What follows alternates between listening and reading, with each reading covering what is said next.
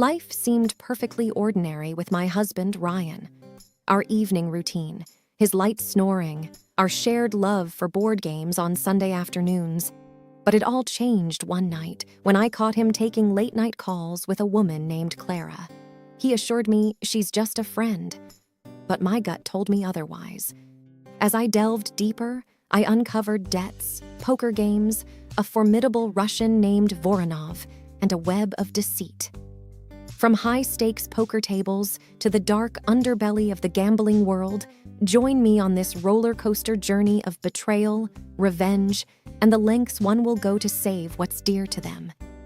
Every marriage has its secrets, but nothing prepared me for this. My name is Amanda, and this is my unusual story. It was a mild Thursday evening. I was curled up on the couch with my cat, Whiskers, engrossed in the latest episode of my favorite crime drama. The apartment was dimly lit, with the orange glow from the television casting shadows on the walls. The muted hum of the city outside only added to the cozy ambiance. But that ambiance was shattered when I heard it. My husband Ryan's phone vibrating on the kitchen counter.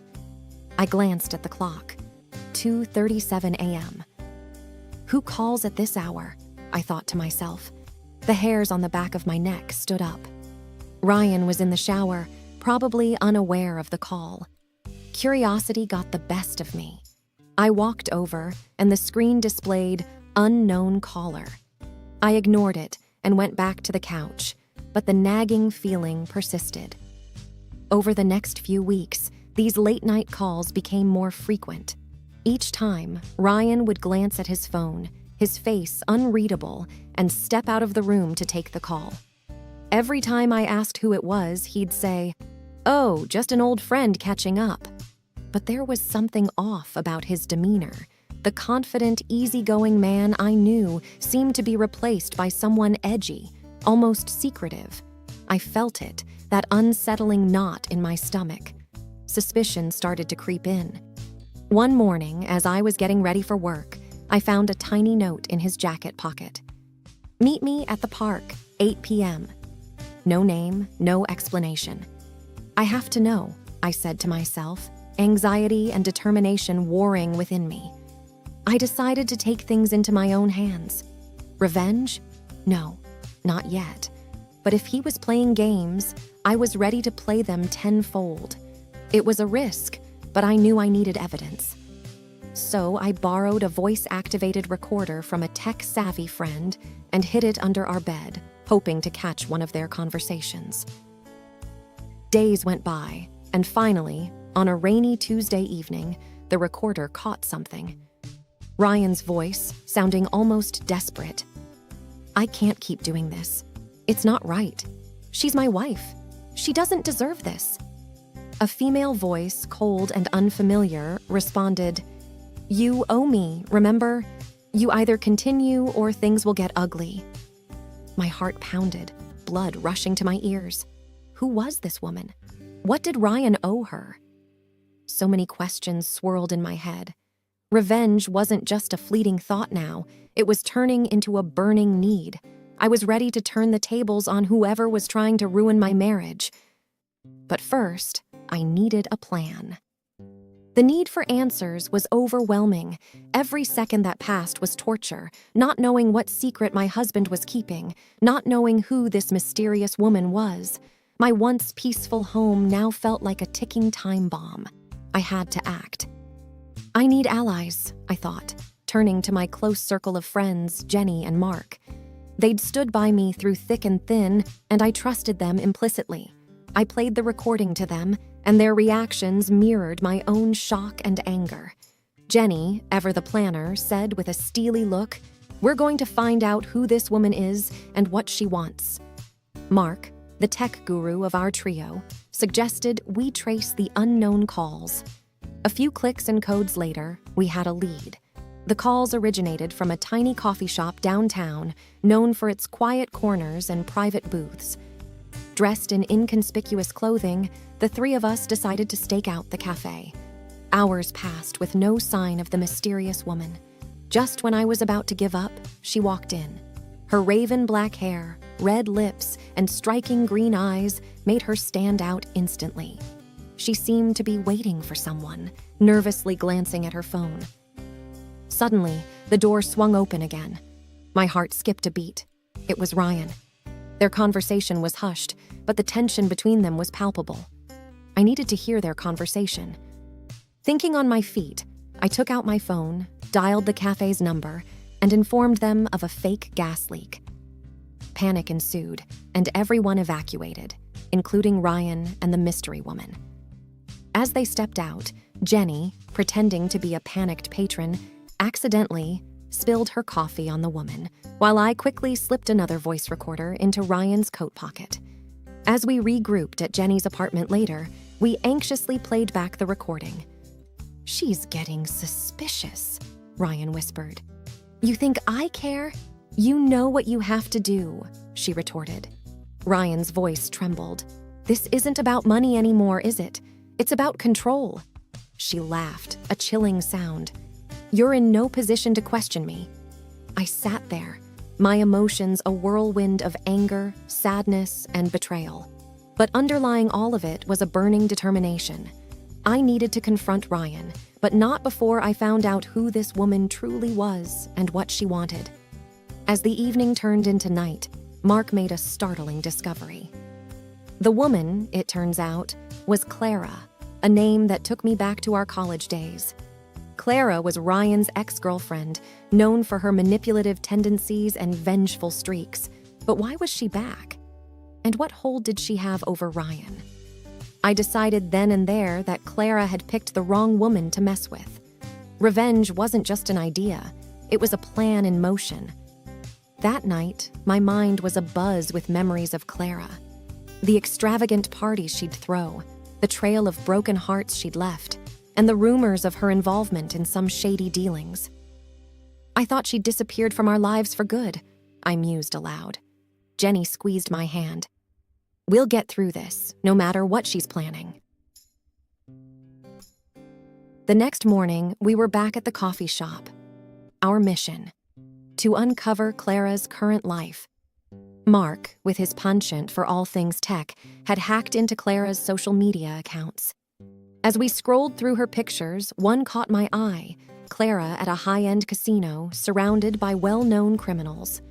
"That's it," Mark whispered, pointing to a man beside Clara.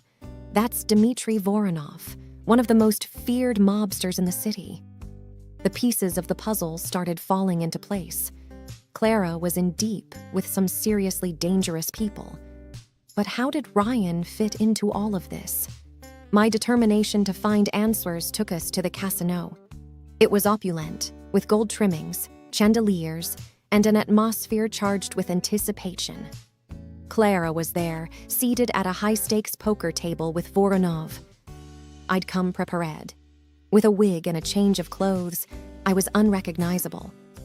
Taking a deep breath, I approached the poker table and asked for a game.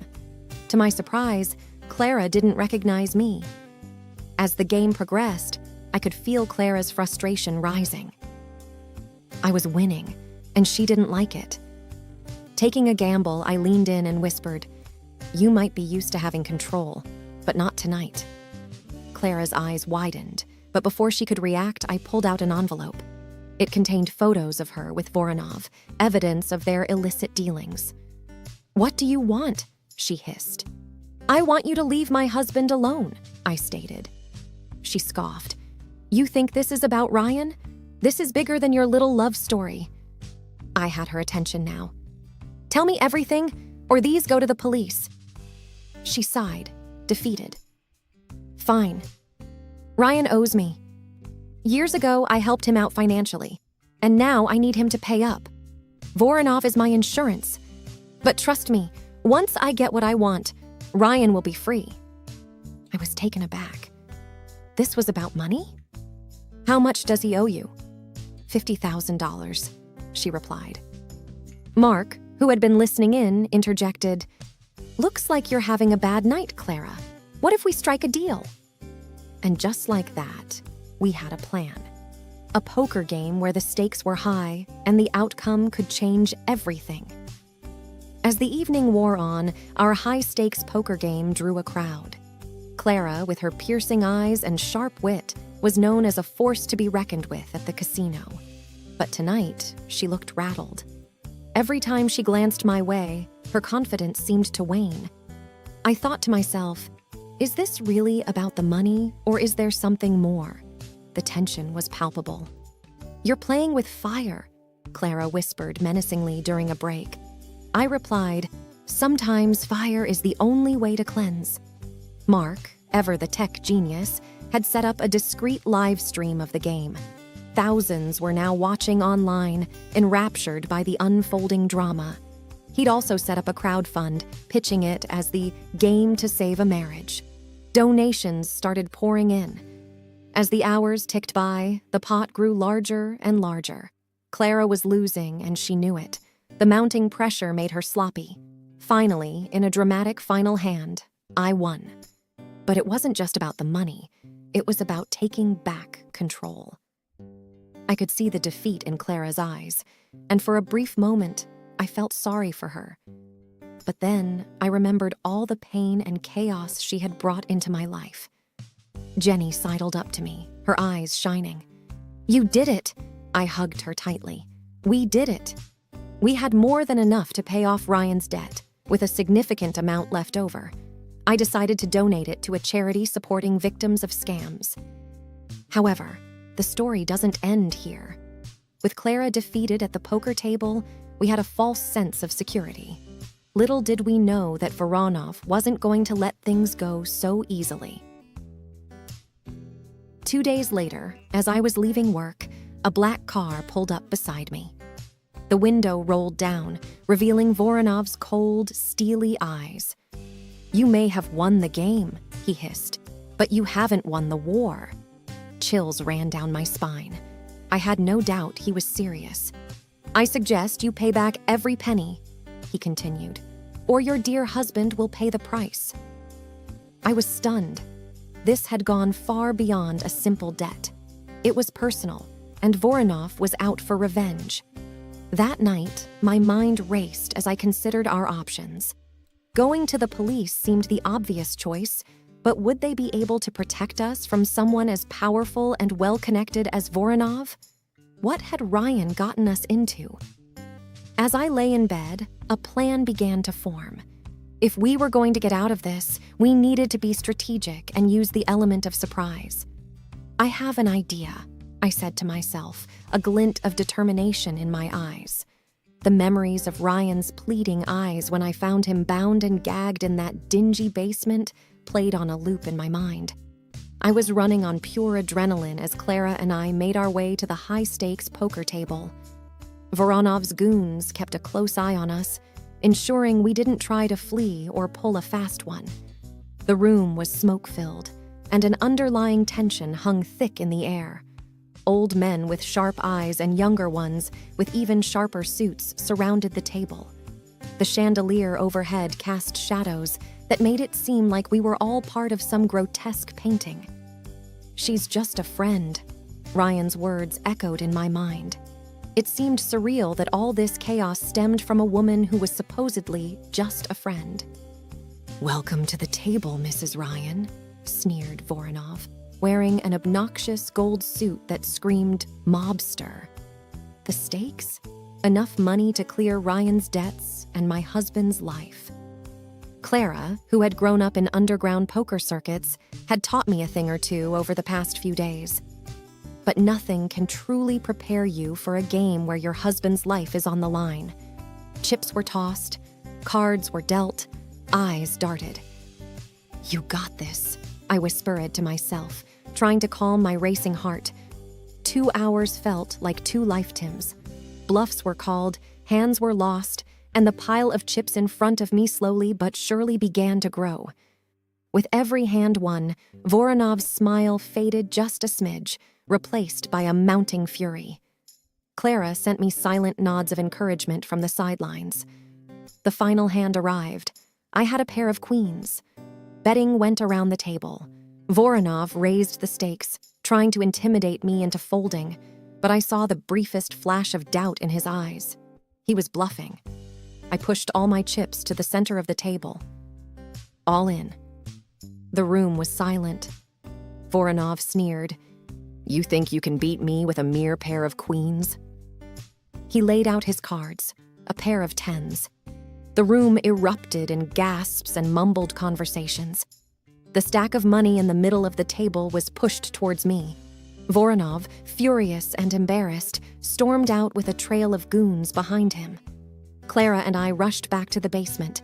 With the debts cleared, Ryan was released, albeit with a few bruises. As we drove back home, the weight of what had transpired began to sink in. Ryan sobbed, apologizing for the mess he had dragged us into. And Clara, the mysterious woman who was supposedly just a friend, turned out to be his savior and mine.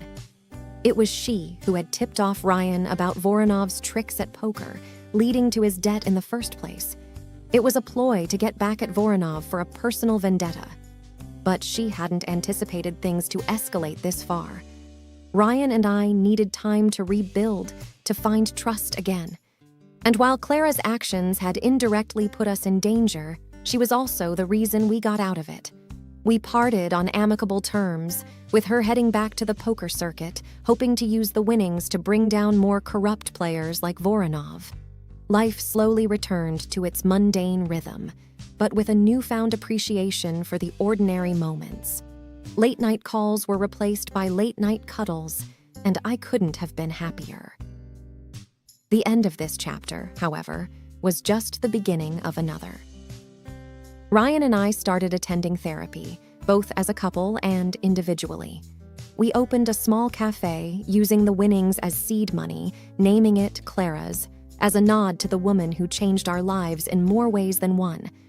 As for Voronov, rumors say he left the country, his reputation tarnished, but every so often I can't help but glance over my shoulder, just in case.